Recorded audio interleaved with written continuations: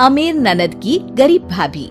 रीना एक मध्यम परिवार की लड़की थी, लेकिन उसकी भाभी शिवानी एक बड़े घर की बेटी। शिवानी की शादी अभिषेक से लव मैरिज थी। अरे भाभी, ये कितना अच्छा सूट पहना है आपने। काश ऐसा मैं भी पहन पाती। अरे क्यों नहीं रीना, वैसे भी तुम्हारा और मेरा नाम तो एक ही है, जब मन करे पहन लेना। भाभी, आपको आपके पापा ने कितने अच्छे कपड़े गहने दिए हैं। मैं उनकी इकलौती बेटी जो हूँ। बेटी तो मैं भी इकलौती हूँ, लेकिन क्या करे, पापा है नहीं, पता नहीं कैसे होगी मेरी शादी। तभी वहाँ शिवानी की सास आ जाती है। अरे क्यों नहीं करेगा भाई तेरी शादी धूमधाम से, आखिर जिम्मेदारी है तो उसकी। और वो दिन भी आ जाता है जब रीना की शादी तय हो जाती है। अभिषेक, क्या हुआ? आप इतने परेशान तो कभी नहीं दिखे, कोई बात है तो बताइए मुझे। अरे शिवानी, वैसे तो शादी का सारा इंतजाम हो गया है, लेकिन गहनों का रेट तो आसमान छू रहा है। कैसे क्या करूं, कुछ समझ में ही नहीं आ रहा। थोड़ी देर में शिवानी अपने पूरे गहने अभिषेक के सामने रख देती है। ये लीजिए, गहनों का इंतजाम भी हो गया। अरे नहीं नहीं शिवानी, मैं ये गहने किसी हालत में भी नहीं ले सकता। ये तुम्हारे पिता ने तुम्हें दिया था, और तुम हो कि। तभी वहाँ सास आ जाती है।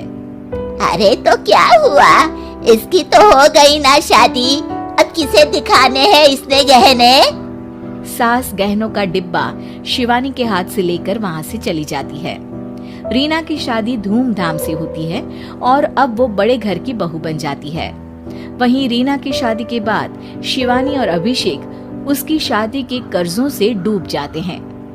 मैं सोच रही हूँ नौकरी करनी शुरू कर दूं, वैसे भी पढ़ी लिखी हूँ, आपकी थोड़ी मदद भी हो जाएगी। वैसे शिवानी, कुछ दिन कर लो तो अच्छा ही होगा, क्योंकि जरूरत भी है। अब शिवानी भी नौकरी करने लगती है और घर खर्चे में अभिषेक का हाथ बटाती है। एक दिन शिवानी, रीना का फोन आया था, कह रही थी कि आने वाले त्योहार में उसके ससुराल जाना है। ठीक है माँ। अरे ठीक तो है, लेकिन एक काम कर लेना, उसके सास ससुर से लेकर पूरे खानदान के कपड़े मिठाइयाँ सब ले आना, और हो सके तो रीना के लिए छोटे से कान में पहनने के बूंदे भी।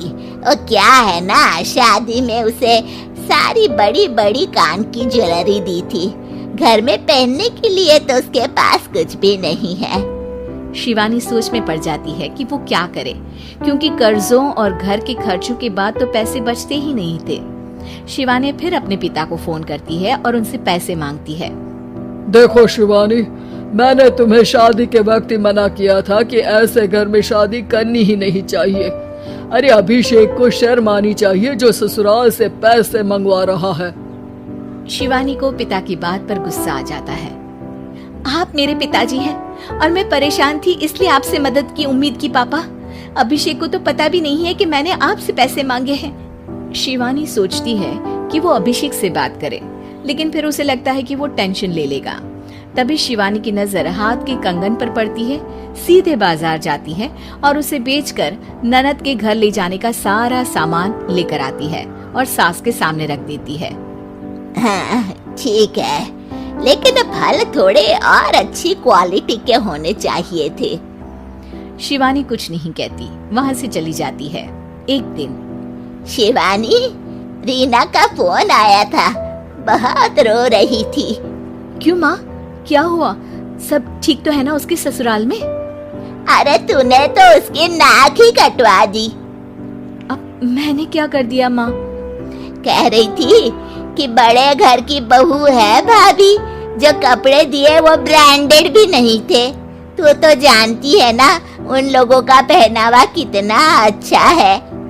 तू तो मेरी बेटी का भला कभी सोचती नहीं। हाय भगवान, अरे बड़े घर की बहू है, इसी बात की जलन है ना तुझे? लेकिन याद रख, मेरी बेटी का सोचने के लिए भगवान है, तुम लोग कभी उसका बुरा नहीं कर पाओगे। अब शिवानी के मन में सवाल था कि क्या ईश्वर सिर्फ रीना के साथ है, उसके साथ नहीं। लेकिन उसे सुकून था कि वो अभिषेक के साथ उसकी जिम्मेदारियों को निभाने में बराबरी की हकदार है। शिवानी वहां से चली जाती है। वो सास से कुछ नहीं कहती, क्योंकि अमीर घर की बहू बनकर रीना को भले ही सुकून ना हो, लेकिन गरीब घर की बहू बनकर शिवानी खुश है। क्योंकि खुशी पैसों से नहीं, परिस्थितियों पर निर्भर करती है।